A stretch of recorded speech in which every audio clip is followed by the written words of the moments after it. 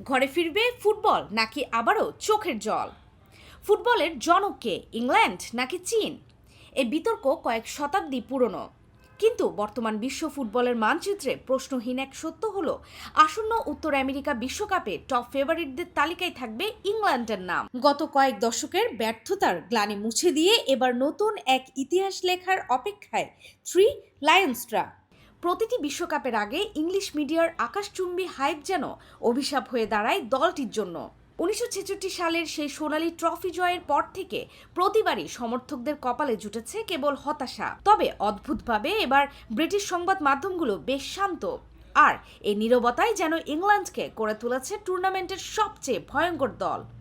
প্রচারের আলো থেকে দূরে থেকে তারা এবার প্রস্তুতি নিচ্ছে আড়ালের নায়ক হওয়ার। বর্তমান বিশ্বের সবচেয়ে দামি দলটির দিকে তাকালে যে কেউ ভিড়মি খাবেন। একদিকে যেমন রিয়াল মাদ্রিদ তারকা জুড বেলিংহ্যাম ও ম্যানচেস্টার সিটির জাদুকর ফিল ফোডেনের মতো টকবগে তরুণ রক্ত রয়েছে, ঠিক তেমনি রক্ষণভাগে অভিজ্ঞতার পাহাড় নিয়ে দাঁড়িয়ে আছেন হ্যারি ম্যাগুয়ারের মতো অভিজ্ঞ সেনানীরা। তারুণ্য আর অভিজ্ঞতার এই রসায়নই কোচকে দিচ্ছে পরম স্বস্তি। দলকে সামনে থেকে নেতৃত্ব দিবেন গোল মেশিন হ্যারি কেন।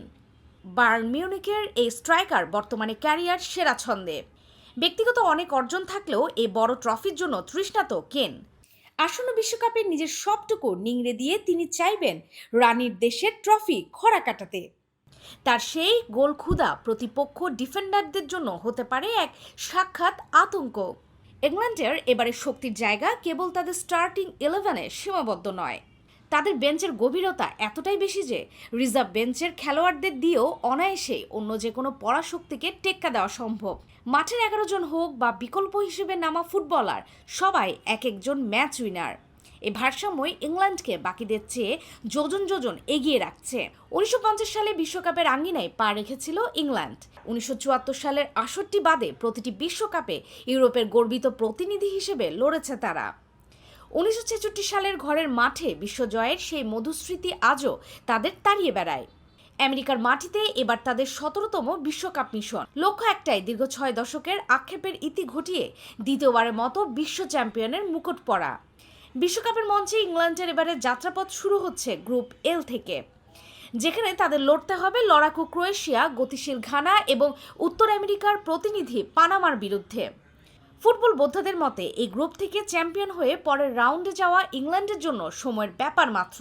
আর্জেন্টিনা, ফ্রান্স কিংবা ব্রাজিলকে নিয়ে যখন বিশ্বজুড়ে আলোচনা তুঙ্গে, তখন পর্দার আড়াল থেকে নিজেদের শানিত করছে বেলিংহ্যাম, ফোডেনরা। 2026 বিশ্বকাপের ট্রফি কি শেষ পর্যন্ত ফুটবলের জন্মভূমিতেই ফিরে যাবে, নাকি আবারও বুক ভরা দীর্ঘশ্বাস নিয়ে ফিরতে হবে হ্যারি কেনদের? Light in Bangla.